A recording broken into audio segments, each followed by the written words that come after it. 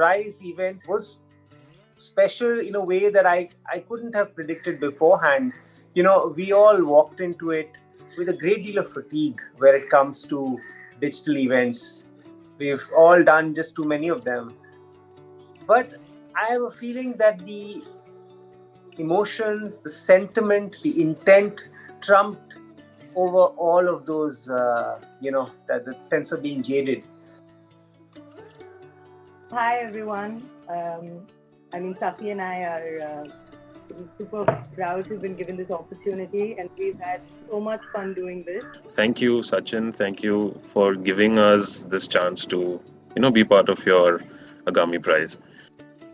The waves, those are a representation of change, of ideas taking shape and form. The brass wave that's building up, the smooth stone waves build up into this large, like torrential wave, which is supposed to be the wave of change. If I can just take a moment, this has been quite an unlikely year. And I don't just mean that because we have a raging pandemic around us. For the first time in our living history, we've had to find ways and means to connect and support each other in very unusual ways. I walked in there thinking we're all tired of the digital experience. Yet this is so important, this is so momentous, what's going to happen.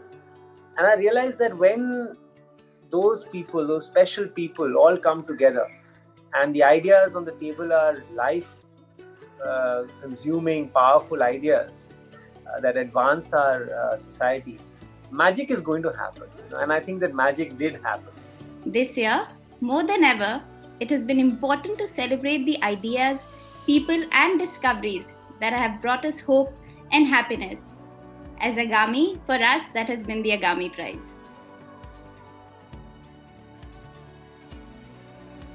The best ideas come from salespeople, from very, in his words, in our context, they can come from absolutely anywhere.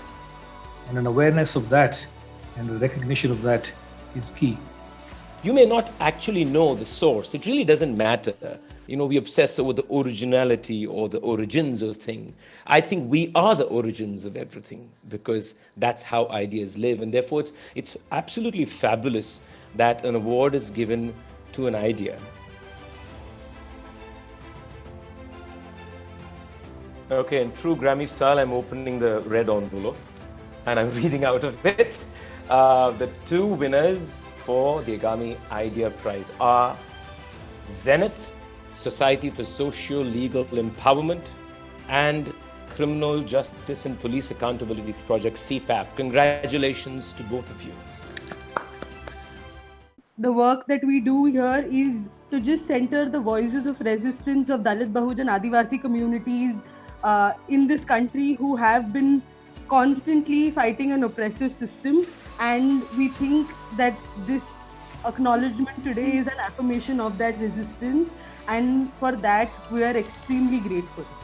It's been an amazing journey and the journey still goes on. We believe in the ideas of justice and we believe that we can inspire young people to get involved in the process, to bridge that gap between the communities and the delivery justice systems. And we wish to work all our lives on it. Yeah.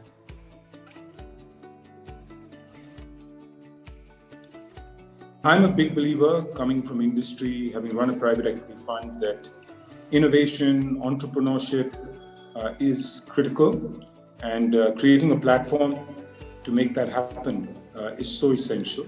And so I think, like in sort of any other sector where there's a sort of post-COVID world, my hope is that the technology revolution really does start to affect this space as well. I'm very excited to announce that the winner of the industry prize is Phoenix, a smart prison ERP by Amit Mishra. When we started this idea as a product, we never had a thought that this would be appreciated and accepted this well. And just, I'm speechless again.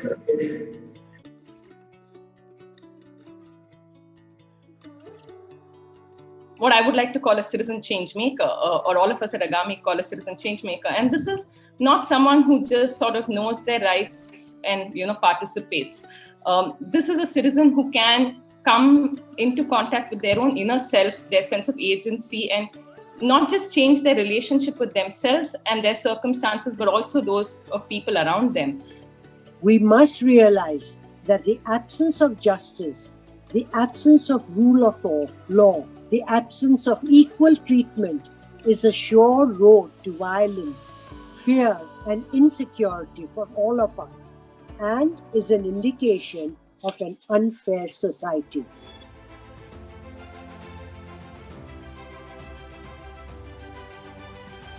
The winner is Legal Education and Advocacy Unit LEAD Cell, Ajivika Bureau, which is run by Rajiv Khandelwal and Krishna Avtar Sharma. I must say that receiving this recognition today is also a reminder of how much more we need to do for the informal workforce in the country, which is so unserved and remains excluded from the formal, architecture of justice and and legal services. And in that, I think whatever small contribution that we have made through the lead cell in the leadership of Santosh, I'm very proud of that we have been able to show a small way in which millions of workers can be served.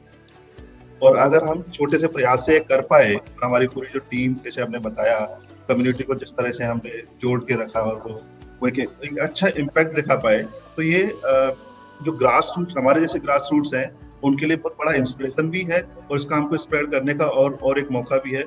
PM Krishna ji was saying earlier, a song sings most, gives birth to many more songs. And I think your work has really, really shown that as the way, and, continues to inspire us all to sort of think that hard, but ridiculously impactful work is possible in law and justice. So thank you for showing us that way.